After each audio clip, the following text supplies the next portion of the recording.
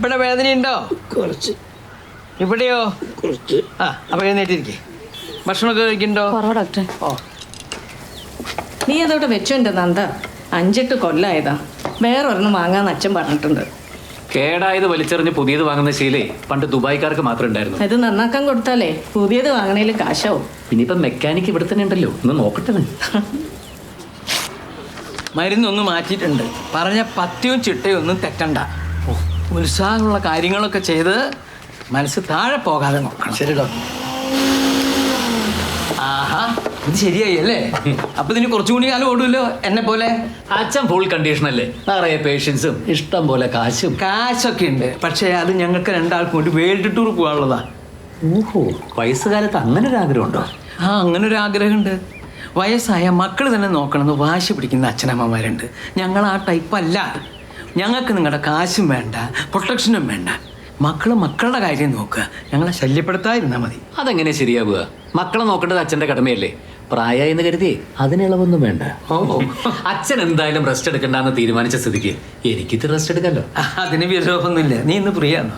ഇനി അങ്ങോട്ട് full free അല്ലേ? ആ, മാധവൻ നമ്പൂതിരിക്ക് സുഖമില്ല എന്ന് പറഞ്ഞിട്ടൊരു ഫോൺ വന്നിരുന്നു. നമുക്ക് അവിടെ വരെ ഒന്ന് പോയിട്ട് വരാം.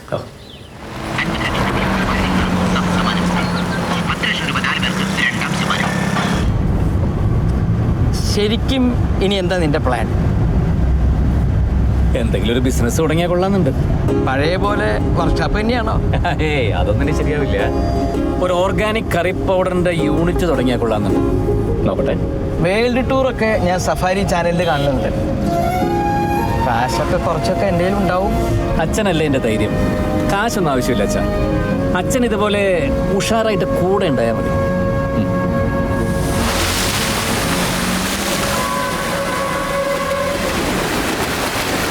പുകയില വേണ്ടല്ലോ അല്ലേ? പുകയില ഇല്ലാണ്ട് എന്ത് മുറുക്കാനാ? ഒന്ന് മുറുക്കിന്ന് തോന്നണമെങ്കിൽ പുകയില കാണും. ആവാം. താൻ ഇതും കൊണ്ടൊന്ന് അകത്തേക്ക് പോവുക. ആ ഡോക്ടർ കണ്ടാ പിന്നെ അത് മതി. പോയിക്കൊള്ളുക. ഒന്ന് നേരക്കാവട്ടെ.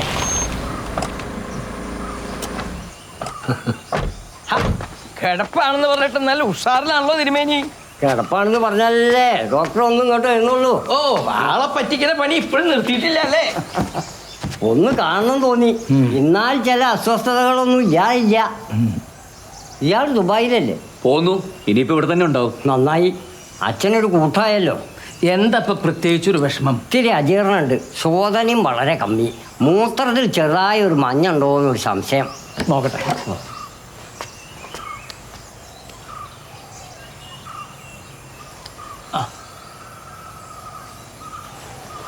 എന്താ? വടക്കേ തൊടിയിൽ കീഴാർനെല്ലി ഉണ്ടാവും. കുറച്ച് തഴുതാമ്യം പറിച്ചോളൂ. തഴുതാമ വേണോ? അതെന്താ കീഴാർനെല്ലി സമ്മതിക്കില്ലേ?